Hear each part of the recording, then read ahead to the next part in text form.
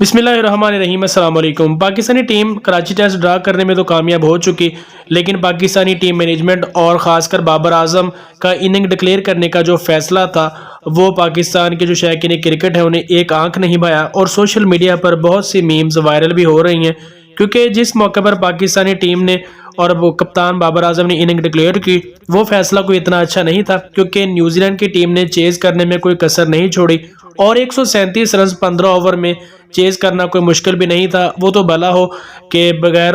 کم روشنی کی وجہ سے میچ جلدی ختم کر دیا گیا، ورنہ 7-8 اوور میں 61 رنز اگر وہ بنا سکتے تھے تو 15 اوور میں 137 رن کا ہدف بھی چیز ہو سکتا تھا۔ لیکن بابر اعظم یہ صفائیاں دے رہے ہیں کہ اننگ ڈکلیئر کرنا جو تھا وہ رسک لیا ہم نے، اور کرکٹ میں رسک لیے جاتے ہیں، اور اسی وجہ سے ہم نے اننگ ڈکلیئر کی۔ شاید بابر اعظم کے ذہن میں یہ تھا کہ اننگ ڈکلیئر کر کے اگر نیوزی لینڈ کی ٹیم تیز کھیلے اور ان کے کھلاڑی جلد آؤٹ ہو جائیں تو پاکستانی ٹیم یہ میچ جیت بھی سکتی ہے، لیکن شاید انہیں یہ نہیں پتا تھا کہ اس طرح کے جو فیصلے ہیں وہ بعض اوقات گلے بھی پڑ جاتے ہیں، اور پاکستان کی ٹیم میچ ہار بھی سکتی تھی، اور اس میں کوئی شک نہیں کہ پاکستان ہار کے دہانے پر پہنچ چکا تھا۔ لیکن اس سے پہلے جس طرح محمد وسیم